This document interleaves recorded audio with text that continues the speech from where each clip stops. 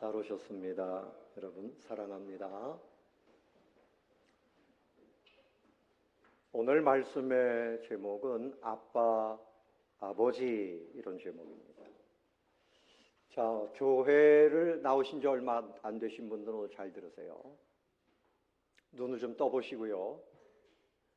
예배 시간 이제 시작하면 쉬는 시간이다. 그리고 눈을 탁 감으시는데 여러분 대통령 앞에 나가서 눈 감고 졸면 안 되잖아요.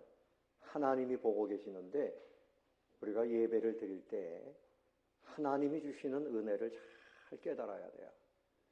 자, 친구분들이 물어볼 겁니다. 교회 다니면서 뭐가 달라졌냐? 그럼 여러분 뭐라고 대답하시겠어요? 여러분 교회 다니신 지 1년 아니면 수십 년, 어머니 몸속에서부터 모태에서부터 다닌 사람도 있습니다. 그러면 교회 왜 다니느냐? 왜 하나님을 믿느냐? 이렇게 물어볼 때 여러분 뭐라고 대답하시겠습니까? 글쎄 모르겠어요. 나 교회 가니까 그냥 마음이 편한 것 같아요. 그렇게도 대답할 수 있고, 교회 가서 앉아있으면 잠이 잘 오던데요. 집에서는 잠이 안 오는데 교회 가면 잠이 와요. 그렇게도 말할 수도 있고, 교회 가니까 밥맛이 참 좋던데요. 그렇게 말할 수도 있습니다. 오늘 이 말씀을 잘 깨달으면 여러분 평생에 여러 번 설교를 듣지만 오늘 이 설교를 잘 듣고 여러분들이 왜 교회에 나와야 할지, 왜 하나님을 믿어야 하는지, 하나님이 나에게 주시는 은혜와 복이 무엇인지를 정확하게 깨닫게 됩니다. 오늘 여러분 이 말씀을 잘 듣게 되시기를 바랍니다. 여러분 역사라고 하는 거, 인류의 역사가 얼마나 됐을까? 그것은 학자들마다 의견이 분분합니다. 지구의 역사가 몇억 광년, 몇억 년 이렇게 얘기하고, 성경적으로 보면 아담 때부터 지금까지 약 1만 년 정도 이렇게 추정을 합니다. 단군 시대부터 지금까지 5천 몇백 년 이렇게 얘기하고 그러는데, 여러분 보통 세계가 지금 역사를 어떻게 기록하는가 하면 서기 2020 몇 년이에요? 금년이 몇 년인지 몰라요? 2024년. 그게 뭔가 하면 예수님이 오신 지 2024년이 됐다 그런 얘기입니다. 그러니까 이렇게 역사를 기록하기 전에는 왕이 태어나면 그 왕이 즉위한 그때부터 몇 년, 왕이 승하했다 그럼 또 끝나고 그 다음 왕부터 또 몇 년 이렇게 역사를 세물했습니다. 그런데 모든 것이 통일이 됐어요. 동서 모든 세계 나라가 다 서기 주후 2024년. 그러니까 예수님이 오시면서 각 나라의 진정한 왕은 예수님이 되시고, 예수님이 그 나라에 들어가면 나라의 역사가 바뀝니다. 개인도 예수님을 영접하게 되면 개인의 역사가 바뀝니다. 여러분도 왜 예수를 믿느냐, 왜 교회를 다니냐 물어보시면 예수님이 나를 구원하시기 때문입니다. 예수님 때문에 다닙니다. 한번 해봅시다. 예수님 때문에 다닙니다. 예수님 때문에 다니는 거예요. 역사가인 마틴 디벨리우스라고 하는 분이 사도 바울이 저 유럽으로 들어갈 때 그곳의 세계 역사를 가지고 들어갔다. 그렇게 얘기했어요. 예수님이 들어가는 곳마다 역사가 바뀌는 겁니다. 죽음의 역사가 생명의 역사, 어둠의 역사가 빛의 역사로 바뀌는 거예요. 여러분 영국이라고 하는 나라는 선진국이에요. 해가 지지 않는 나라라는 별명을 가지고 캐나다나 호주나 뉴질랜드나 이 모든 나라들이 다 영연방 국가예요. 영국이 다 지배하던 나라들이에요. 그런데 원래는 그 땅은 쓸모없는 회색지대였답니다. 날마다 비가 오고 우중충하고 그곳에 사는 사람들이 야만인 같았어요. 그런데 그곳이 어떻게 변화됐는가 하면 예수님의 복음이, 예수님이 그 땅에 들어가면서 놀랍게 변화됐습니다. 그래서 문화적으로도 셰익스피어가 어디 나라 사람이에요? 영국 사람이에요. 여러분 독일을 생각해 보면 독일도 선진국이에요. 그런데 과거에는 게르만 민족, 야만족, 흉폭하고 이런 사람들이었어요. 그런데 그 땅에 예수님이 들어가고 마틴 루터가 성경을 번역해서 성경을 쭉 가르치니까 그 나라의 위대한 예술가들이 나옵니다.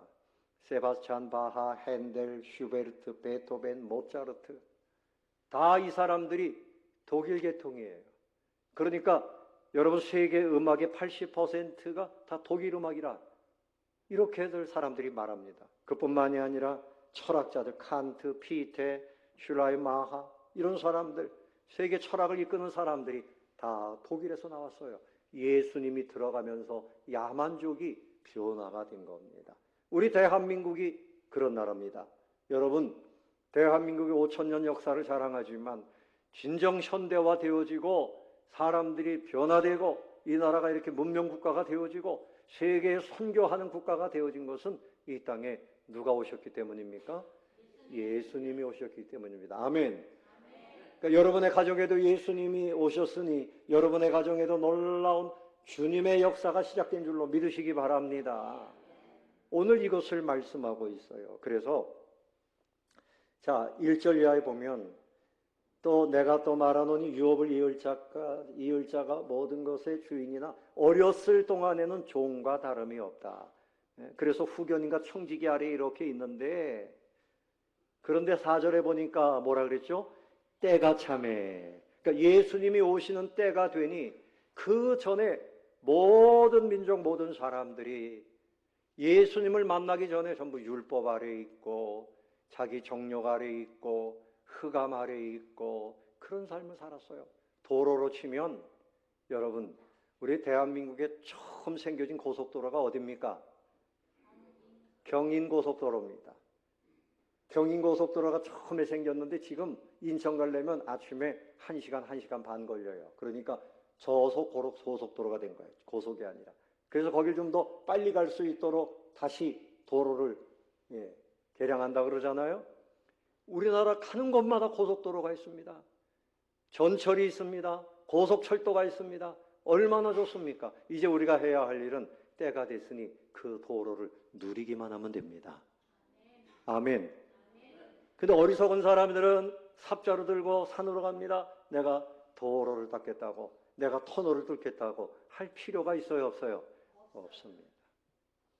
하나님께서 우리에게 은혜의 세계로 들어갈 수 있는 길을 열어주셨어요. 예수님을 통해서. 그래서 때가 온 겁니다.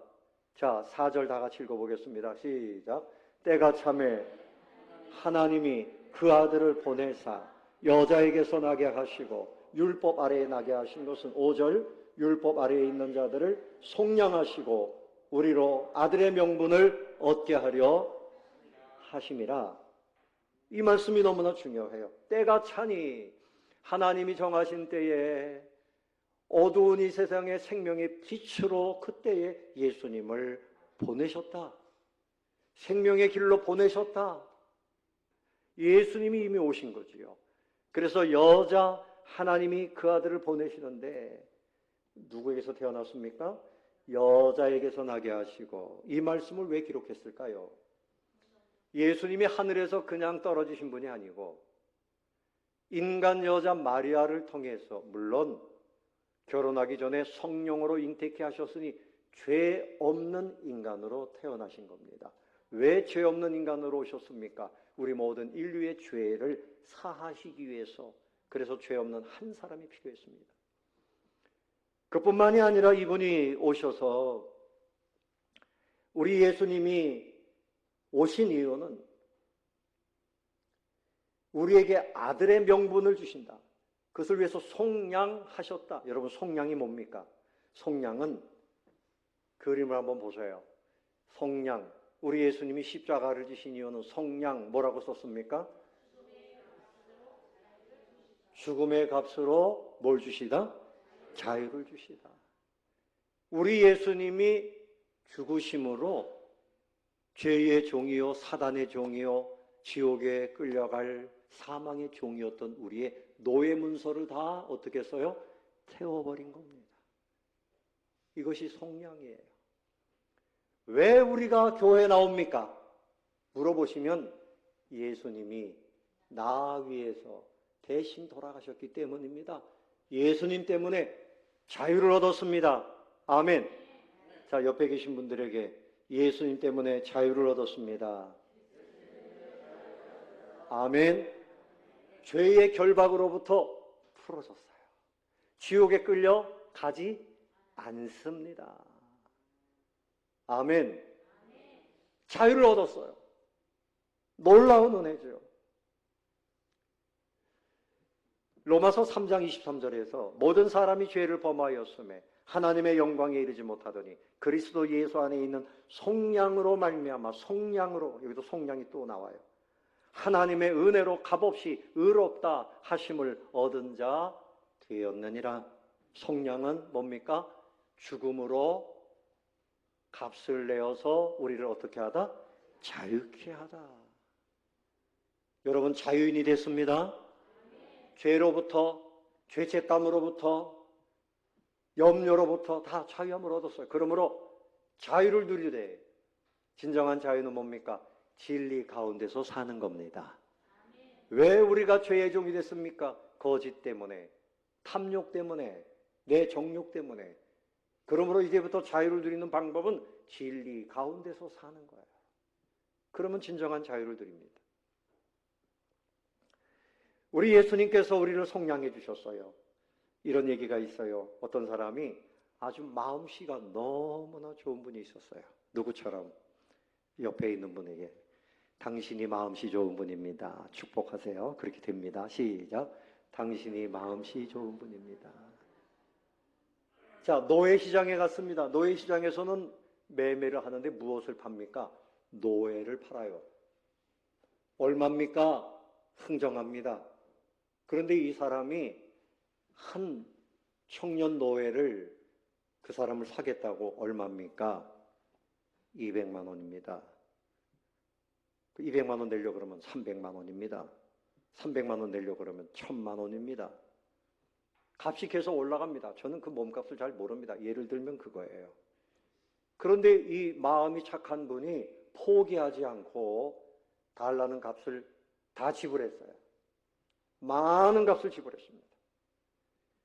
그리고 그 사람을 집으로 데려왔는데 많은 돈을 지불하고 데려왔으니까 마당 쓸어라, 밭 갈아라 뭐 이렇게 시켜야 되는데 그 사람이 보는 앞에서 노예 문서를 다 찢어버렸습니다. 그리고 내가 너를 산 이유는 너를 어떻게? 자유케, 어떻게? 자유케 하려고 산 것이다. 여러분, 우리 예수님이 바로 그렇게 하신 거예요. 우리를 위해서 최고의 값을 지불하셨는데 당신의 목숨을 지불하신 거예요. 목숨값을 내어놓고 여러분의 모든 죄의 문서를 찢어버리시고 자유케 하셔서 그뿐만이 아닙니다. 여러분, 우리를 속량하신 것도 감사한데 자유 주신 것도 감사한데 5절 다 같이 읽어봅시다. 시작. 율법 아래에 있는 자들을 속량하시고 우리로 아들의 명분을 얻게 하려 하심이라. 무슨 명분이요? 아들의 명분이에요. 여러분의 부모님은 누굽니까? 아, 저는 박씨 가문의 뭐 누굽니다. 뭐 우리 아버님 뭐 대단한 분이라고 자랑할 것이 별로 없습니다. 또 어떤 분은 우리 뭐 몇 대조 할아버지가 뭐 옛날에 뭐 벼슬을 했는데요. 뭐 그거 자랑할 수 있어요. 누구 아들이냐? 그런데 오늘 이 말씀에서 아들의 명분 그랬는데 누구의 아들입니까? 하나님의 아들입니다. 여러분, 우리가 자랑할 것은 내 가문이 아니에요. 나의 아버지 되신 하나님, 나를 사랑하시는 하나님을 자랑하게 되시기를 바랍니다. 그 사람들이 당신 왜 교회 다녀? 교회 다니면 뭐가 좋아? 하나님이 내 아버지가 되셨어. 내가 하나님의 자녀가 됐어. 아멘. 여러분, 이 시조선 말기에 철종이라고 하는 임금님이 있었어요. 그런데 이분은 궁궐에서 자라지 못하고 그 조상들이 어려운 문제가 있어서 왕족이지만 강화도로 유배를 가고 거기서 그냥 농군으로 시계질을 하고 나무를 하고 이러면서 살았습니다. 그런데 왕을 세울 사람이 없으니 찾아 왕의 후손이 누구인가 보니까 강화도에 그 사람이 있더라. 그래가지고 데려다가 이 사람을 왕으로 세웠습니다. 왜 그랬을까요? 그의 명분은 왕족이라고 하는 것 때문에 그런 것입니다. 여러분, 하나님이 우리에게 하나님의 자녀의 명분을 주셨습니다. 지금 이 땅에서는 모든 사람하고 똑같지만 나중에는 우리에게 주어주신 약속과 영광, 존귀함이 드러나게 될 줄로 믿습니다. 그뿐만이 아니라 이 땅에서도 하나님 아들로서의 명분이 있어요. 기도하면 응답해 주십니다. 하나님께서 우리를 너무나 사랑해 주십니다. 여러분, 이 사실을 믿게 되시기를 바랍니다.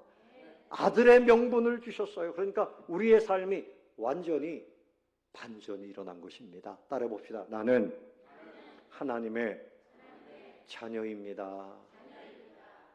아멘. 이걸 생각할 때 자다가도 흥분이 되고 밥을 먹다가도 흥분이 되고 너무너무 감사하죠. 하나님이 내 아버지시고 하나님께서 나를 아들 삼으신 이유가 또 나옵니다. 자, 보십시오. 6절, 7절 읽어봅니다. 시작. 너희가 아들이므로 하나님이 그 아들의 영을 우리 마음 가운데 보내사 아빠, 아버지라 부르게 하셨느니라. 그러므로 내가 이후로는 종이 아니요 아들이니 아들이면 하나님으로 말미암아 유업을 받을 자니라. 자, 여러분 아버지, 그럼 여러분 아버지는 어떤 분이에요? 저는요, 우리 아버님이 굉장히 엄격하셨어요.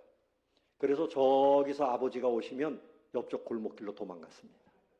왜냐하면 만나면 주로 야단치시거든요. 그래서 아버지가 아빠라고 불러본 적은 없습니다. 아버지 이렇게 두려운 마음으로 그렇게 불렀어요.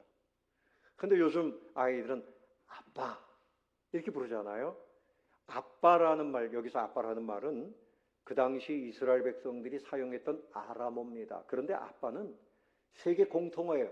이 아기가 입이 띄어지면 엄마, 아빠, 맘마 이렇게 똑같아요.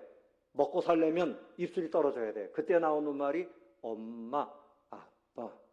근데 아빠들은 뭐라 그러는가 하면 자기 아기가 엄마보다 아빠를 먼저 찾았다고 우깁니다. 근데 아기들이 정말 빠 이러다 보면 아빠가 되는 거지요. 근데 아빠라는 말은 굉장히 친밀한 단어예요. 아버님, 아버지한테 아버님 이렇게 하는 분이 있고 아버지 이러는 분이 있고 요즘에는 대부분 아빠 이렇게 부릅니다. 근데 하나님을 부를 때 멀리 계신 분처럼 늘 어렵고 두려운 분이 아니라 아빠, 그 아빠라고 부르면 그 아빠가 그래 사랑하는 아들아 사랑하는 딸아 뭐 줄까? 뭐 해줄까? 용돈이 필요해? 뭐가 필요해? 이 아빠는 자녀들에게 뭐가 필요한가 미리 생각해요. 맛있는 거 먹다가도 같이 먹으면 좋겠네. 뭐 좀 사주면 좋겠네. 용돈 주면 좋겠네. 이게 다 아빠의 마음이에요. 하나님께서 우리가 죄인이었어요. 당신의 아들을 십자가에서 죽이시면서 원하신 것이 뭔가 하면 내가 저들에게 아빠 소리 들었으면 좋겠다. 우리 교회에 장로님 가정에 따님 한 분이 태어나면서부터 뇌성마비입니다. 지금 44 됐는데 그냥 누워 있습니다. 말 한마디 못해요. 그래서 그 장로님이 하시는 말씀이 목사님 저 아이가 죽기 전에 아빠 소리 한번 하는 거 들어봤으면 좋겠어요. 아빠. 여러분 하나님도 여러분에게 예수님을 희생시키시면서 듣고자 하시는 그 소리가 뭔가 하면 아빠, 아버지, 아빠 이런 소리를 듣고 싶어 하시는 겁니다. 아멘. 그리고 기도할 때도 거룩하신 하나님 여기까지만 하지 말고 아빠, 아버지, 아빠, 아버지. 자, 한번 해볼까요? 아빠, 아버지. 아유, 이 나이에 아빠라 그러니까 좀 이상하네요. 하나님은 여러분 나이로 따지면 훨씬 많습니다. 하나님 앞에 여러분 친밀하게 기도하라. 자, 그뿐만이 아니라 어떤 복을 주셨습니까? 7절 하반절에 보니까 하나님으로 말미암아 무엇을 받을 자니라? 유업이 뭡니까? 유업. 유업이 뭡니까? 상속입니다. 상속. 여러분 부모님에게 뭐 받았습니까? 아, 저는 집 한 채 받았어요. 저는 땅, 그 산을 받았어요. 밭을 받았어요. 그런 분들 계시죠? 부모님이 부자면 자녀들이 부모님 돌아가시기 전에 그 계산부터 한답니다. 그 재산 없어지기 전에 부모님들이 쓰지 말라 그런대요. 쓰지 말고 빨리 물려달라고 막 그런대요. 그러니까 요즘에 노인들 잘못하면 자녀들한테 미리 다 물려주고 자녀들한테 용돈 다 쓰려면 얼마나 힘들어요. 그렇게 하지 말라는 거죠. 어떻든 하나님은 우리에게 무엇을 주셨는가 하면 천국을 유산으로 주시는 겁니다. 하늘문이 활짝 열렸어요. 예수님이 십자가에서 우리를 위해서 속량해 주시고 아버지 하나님 아빠 아버지로 부르게 해주시고 그리고 하늘나라를 유업으로 주셨습니다. 여러분은 대단한 부자입니다. 여러분은 유업을 받았습니다. 아멘. 왜 교회 다닙니까? 교회 다니면서 달라진 게 뭡니까? 그럼 뭐라고 대답할까요? 하나님이 나에게 뭐라고요? 천국을 주셨습니다. 뭘 주셨다고요? 천국을 주셨습니다. 믿으십니까? 아멘. 천국을 주셨잖아요. 그래서 하늘문이 활짝 열린 거예요. 그래서 은혜의 세계에서 살아야 돼요. 여러분 모세가 홍해를 가를 때 그 백성들은 홍해 바다 앞에서 쩔쩔매고 원망했지만 모세가 말합니다. 하나님의 음성을 들었지요. 오늘날 너희는 두려워 말고 가만히 서서 여호와 하나님께서 오늘날 너희를 위하여 행하시는 구원을 보라. 홍해가 갈라질 것이다. 건너가게 될 것이다. 그리고 쫓아오는 애굽 병사들은 여기다 수장되고 말 것이다. 은혜의 세계에 사는 사람들은 하나님의 기적을 보면서 삽니다. 여러분이 은혜의 세계에서 살게 되시기를 바랍니다. 여러분 다니엘은 기도하는 것 때문에 그를 시기하던 사람들이 이제 30일 동안 왕이 아닌 누구에게인가 기도하든지 섬기면 다 사자굴에 집어넣게 해주십시오. 그래서 도장을 딱 찍었어요. 왕이 도장을 찍었어요. 다니엘은 그 사실을 알고도 여전히 창문을 열어놓고 기도하다가 사자굴 속에 던져집니다.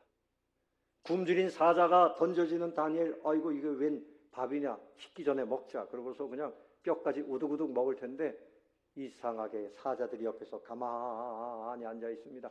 마치 고양이처럼 애완동물처럼 가만히 있어. 아마 다니엘이 머리를 쓰다듬었을 거예요. 아이고 이쁘다. 누가 그렇게 하신 겁니까? 하나님을 믿는 하나님의 아들이 되었기 때문에 이 땅에서 하나님이 기적을 보게 하시는 거예요. 우리 예수님께서 세례 받으실 때 하늘문이 열리고 음성이 들렸어요. 이는 내 사랑하는 아들이요 내 기뻐하는 자라. 예수님에게 함께 하셨던 그 하나님이 우리에게도 너는 내 아들이다. 너는 내 아들이다. 왜 우리가 신앙생활에 기쁨이 있습니까? 왜 신앙생활에 여러분 소망이 있습니까? 하나님이 나를 사랑하고 계시기 때문입니다. 아멘. 하나님의 자녀가 되었기 때문입니다. 아멘. 여러분 교회가 왜 존귀합니까? 교회를 사랑하고 성도를 사랑하는 하나님이 우리 아버지가 되셨기 때문에 우리 예수님이 교회의 주인이시기 때문에 그래서 교회가 존귀한 거예요.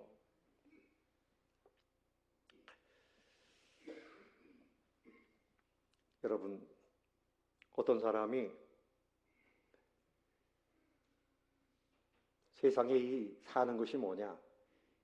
화장실 들리다 가는 것이 세상살이다. 그런 얘기를 했어요. 이게 무슨 이상한 소리 아니에요? 여러분 집에 화장실 몇 개입니까? 하나인 집도 있고요. 2개인 집도 있고 3개인 집도 있습니다. 우리 교회 25년 전에 제가 부임해서 보니까 1층 계단 밑에 하나, 저쪽 뒤에 주차장 쪽에 계단 밑에 하나, 거의 재래식 화장실이었어요. 근데 지금은 교회가 화장실이 3층에 올라가면 남성 1칸, 여성 2칸, 저 1층 안쪽에도 들어가면 거기 또 3칸. 부잣집이 됐습니다. 여러분 화장실에 하나면 아침에 싸워요. 예? 아빠가 먼저, 딸이 먼저, 누가 먼저 갈까요? 딸이 먼저 들어가죠.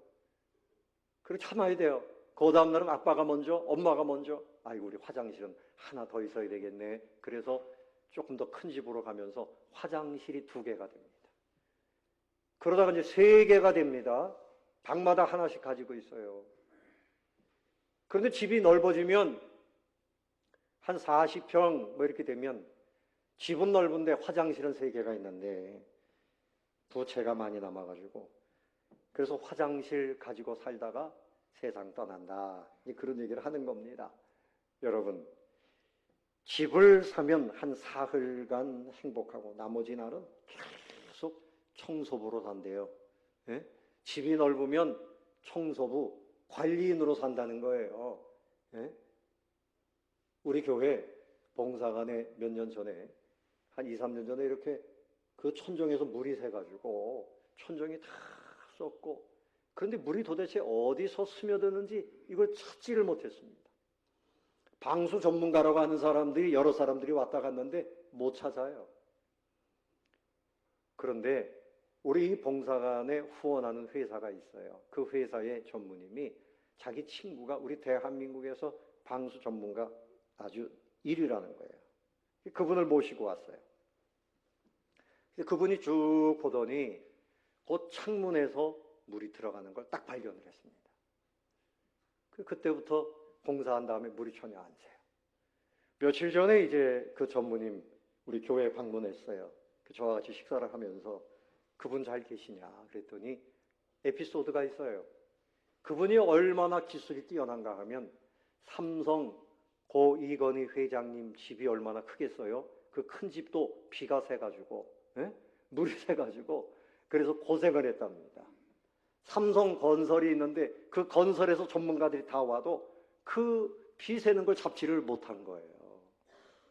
그러니 회장님이 늘 불편하고 임직원들이 얼마나 발을 동동 구르고 그랬겠어요. 그러다가 수소문해가지고 바로 그분을 데리고 간 겁니다.